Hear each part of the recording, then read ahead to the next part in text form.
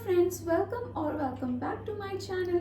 आप देख रहे हैं दिव्या देव को और आज हम बात करने जा रहे हैं करवा चौथ की। तो दोस्तों, करवा चौथ आने वाला है और हम सब पूरे साल इंतजार करते हैं इस त्योहार का। तो दोस्तों, आज मैं आपको बताने जा रही हूँ इस वीडियो में कि करवा चौथ करक चतुर्थी भी इसे कहा जाता है और किन देवता से रिलेटेड है ये व्रत और क्या क्या नियम है इस व्रत को करने के लिए, संकल्प कैसे लिया जाता है, आपका पूरा दिन कैसा होना चाहिए और शाम में जब हम चंद्र पूजन करते हैं तब वो कैसे करना चाहिए। तो चलिए शुरू करते हैं। तो आइए सबसे पहले ये जान लेते हैं कि करवा चौथ का व्रत किन देवता से रिलेटेड है। करक चतुर्थी, जैसे हम चतुर्थी तिथि बोलते हैं, कोई भी चतुर्थी तिथि अगर किसी व्रत या त्योहार के साथ रिलेटेड है तो वो गणेश जी को ही समर्पित होती है। तो ये व्रत भी भगवान गणेश जी के लिए ही समर्पित है। इस दिन हम भगवान गणेश जी के साथ साथ शिव जी, माता पार्वती, कार्तिकेय जी और चंद्र देव का भी पूजन करते हैं। तो करवा चौथ का व्रत अपने पति की लंबी आयु और उनके सौभाग्य के लिए किया जाता है। दोस्तों, इस साल करवा चौथ कब है? वो है 20 अक्टूबर को और जो तिथि होगी, चतुर्थी तिथि, वो शुरू होगी 20 अक्टूबर सुबह के 6:46 से और अगले दिन 21 अक्टूबर को 4:18 पे ये तिथि समाप्त हो जाएगी। इसलिए उदया तिथि को देखते हुए करक चतुर्थी 20 अक्टूबर को ही है जिस दिन हम करवा चौथ मनाएंगे। करवा चौथ का व्रत बड़ी ही निष्ठा पूर्वक और श्रद्धा पूर्वक किया जाता है। इस दिन महिलाएं अन्न जल कुछ भी नहीं लेती हैं, पूरे दिन निर्जला व्रत रखती हैं। रात को चंद्रमा को देखकर ही अपना व्रत खोलती हैं पति के हाथों से। तो दोस्तों, इस व्रत की शुरुआत हो जाती है सूर्योदय से पहले ही, क्योंकि सूर्योदय से पहले हम सरगी खाते हैं और वैसे तो ये सासू माँ, ससुर जी या पति ही बना के देते हैं सरगी।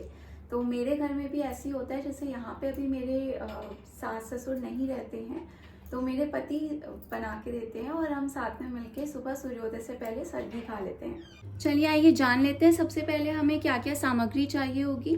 सबसे पहले हम सासू माँ का बायना निकालेंगे, उनके लिए कपड़े और श्रृंगार का सामान जो भी आपको देना है उन्हें, मिठाई और बिछिया और कुछ दक्षिणा।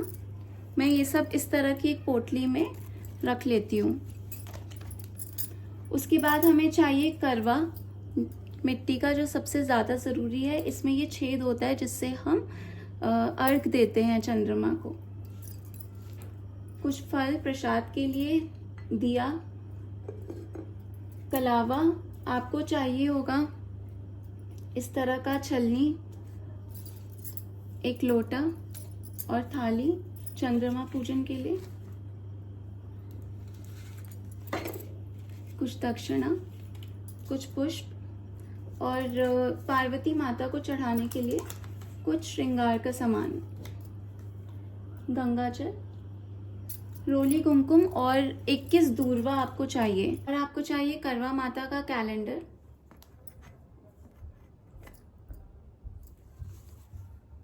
इस तरह की किताब आती है करवा चौथ अहोई आटे दीपावली की, वो किताब जिसमें से हम कथा पढ़ेंगे, और माता को देने के लिए आसन और उनकी चुनरी। सबसे पहले हम सासू माँ का बायना अलग कर देंगे। उसके बाद हम दिया जलाएंगे। दिया जला के हम एक चौकी बिछाएंगे। चौकी के ऊपर लाल कपड़ा बिछा के हम सबसे पहले करवा चौथ माता का जो कैलेंडर आता है वो स्थापित करेंगे। मैं अलग से चौकी नहीं लगाती हूँ, मैं अपने मंदिर में ही स्थापित करती हूँ, वो मैं अभी आपको दिखाऊंगी। सबसे पहले आप हाथ पे जल लेकर सभी पूजन सामग्री पे छिड़क दें पवित्र करने के लिए और मंत्र कहेंगे, ओम अपवित्र पवित्रो वा सर्वावस्थांगतोपि वा या स्मरेत पुंडरीकाक्षं सबायाबंतरा शुचि ही, और सब जगह आपको छिड़क देना है। तो मैं यहाँ सबसे पहले आसन बिछा देती हूँ, उसके बाद माता का कैलेंडर,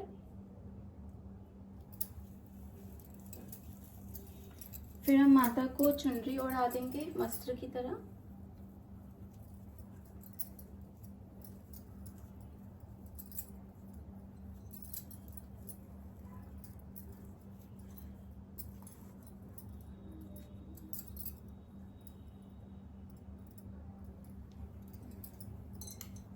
इस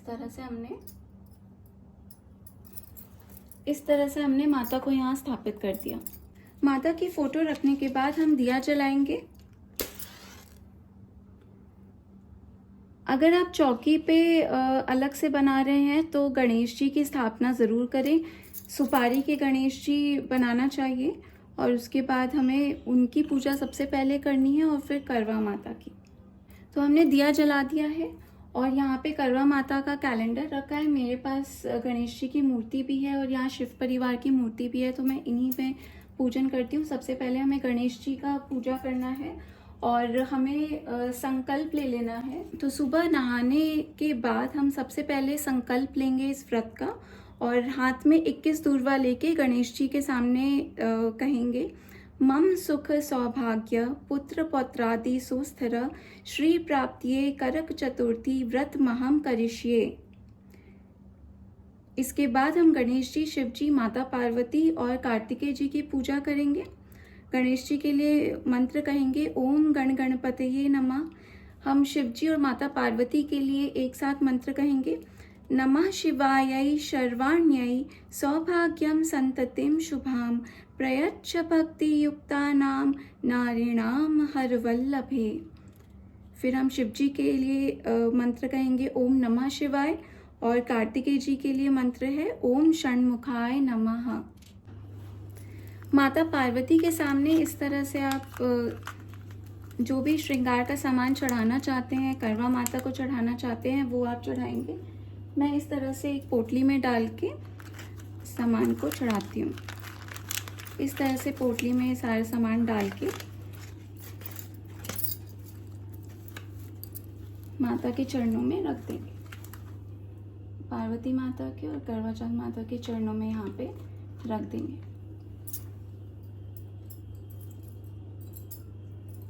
फिर आप करवा लेंगे।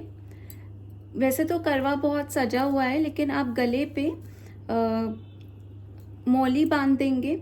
मौली बांधेंगे, यहाँ पे स्वस्तिक बनाएंगे और कुछ लोग करवे में मीठा भी भरते हैं, जैसे गुड़, चीनी, मिठाई, कुछ मीठा भरते हैं। हमारे में पानी भरा जाता है, तो मैं इसमें पानी भर के यहाँ पे स्थापित कर दूंगी। अभी मैं पानी भर के आपको नहीं दिखा रही हूँ क्योंकि मुझे इसी करवे में पूजा करनी है जो मैं करवा चौथ वाले दिन करूँगी। तो इस तरह से हम यहाँ पे पानी भर के करवा स्थापित कर देंगे। आपके यहाँ जैसा रिवाज है आप वैसा भी कर सकते हैं। करवा के ऊपर मिठाई या फूल भी अवश्य रख लें। जो भी प्रसाद आपको चढ़ाना है वो आप माता को चढ़ाएंगे और यहाँ पे रख देंगे। फिर आप सबको टीका करेंगे।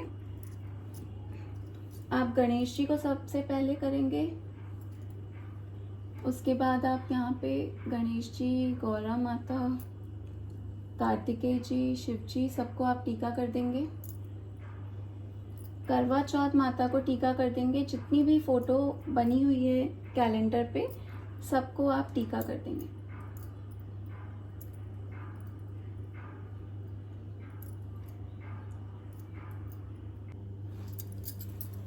इस तरह से हम फूल माला चढ़ाएंगे माता को, करवा माता को।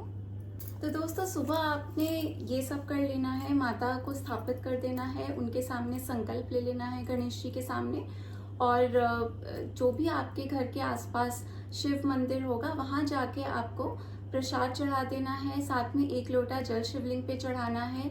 माता पार्वती को श्रृंगार का कोई सामान चढ़ाना है। चलिए अब जान लेते हैं शाम के समय। शाम के समय हमें किस तरह से करना चाहिए, पाठ कैसे पढ़ना चाहिए। तो मैं कैसे करती हूँ, मैं गणेश जी का चालीसा पढ़ती हूँ, उसके बाद मैं माता पार्वती की चालीसा और शिव चालीसा पढ़ती हूँ। फिर मैं करवा माता की जो कथा है किताब में, मैं वो पढ़ती हूँ। कथा पढ़ने के बाद मैं गणेश जी की आरती ज़रूर करती हूँ। कुछ लोग करवा भी फेरते हैं, हमारे यहाँ करवा नहीं फेरा जाता, तो इसीलिए मैं नहीं करती। शाम की पूजा के समय सभी महिलाएं 16 श्रृंगार करके तैयार होती हैं एकदम दुल्हन की तरह। कुछ लोग दुल्हन जिस दिन शादी हुई थी उस दिन जो उन्होंने जोड़ा पहना था, शादी का जोड़ा, वो पहनते हैं। मैं शादी की चुनरी हमेशा रखती हूँ अपने साथ अपने सिर पे पूजा करते वक्त। और जब हम चंद्रमा को अर्घ देते हैं शाम को, उस समय भी वो चुनरी हमेशा आपके सर पे होनी चाहिए। चलिए, शाम की कथा के बाद हम इंतज़ार करते हैं चंद्रमा के निकलने का। इस बार जो चंद्रोदय का समय है वो है 8:15। लेकिन इस दिन चंद्रमा थोड़ा सा लेट निकलते हैं। हम सबका परीक्षा ले रहे होते हैं, इसीलिए हमें थोड़ा और इंतज़ार करना होता है। ज़्यादातर मैंने देखा है कि दिल्ली एनसीआर में तो 8:50 या 9 बजे तक के आसपास ही दिखाई देता है। फिर शाम को जब चंद्रमा निकलते हैं उस समय हम उन्हें अर्घ देते हैं। सबसे पहले चंद्रमा को हम इसी करवे से अर्घ देंगे जो हमने माता के सामने रखा था। इंद्रदेव को अर्घ देने के बाद हम उन्हें छलनी से देखते हैं और उसके बाद हम अपने पति को देखते हैं उसी छलनी से। छलनी के ऊपर दीपक रख के फिर हम चंद्रदेव का पूजन करते हैं, उनको पुष्प अर्पित करते हैं, उनको वस्त्र देते हैं, वस्त्र के रूप में कलावा अर्पित करते हैं। फिर कुमकुम, रोली, चंदन और चावल जिसको अक्षत भी कहते हैं उनसे पूजन करते हैं। कुछ मिठाई चढ़ाते हैं। अगर आपको कोई सफ़ेद मिठाई मिल जाए तो बहुत अच्छी बात है, उनको सफ़ेद बहुत अच्छा लगता है तो वो मिठाई चढ़ाते हैं। ये सब करने के बाद फिर हम अपने पति के हाथों से या तो जल या फिर कुछ अन्न खा के अपना व्रत खोलते हैं और हम कामना करते हैं अपने पति के दीर्घायु की और उनके सौभाग्य की। तो दोस्तों, हमने इस वीडियो में जाना कि किस तरह से करवा चौथ की पूजा की जाती है, कैसे हम अपना व्रत रख सकते हैं और शाम को चंद्रमा को अर्घ कैसे दिया जाता है। और जानकारी के लिए बने रहिए मेरे इस चैनल पे दिव्या देव। आई होप आपको ये वीडियो अच्छी लगी होगी। आप सबको मेरी तरफ से happy Karva Chauth. Thank you so much for watching my video. Please like, share and subscribe.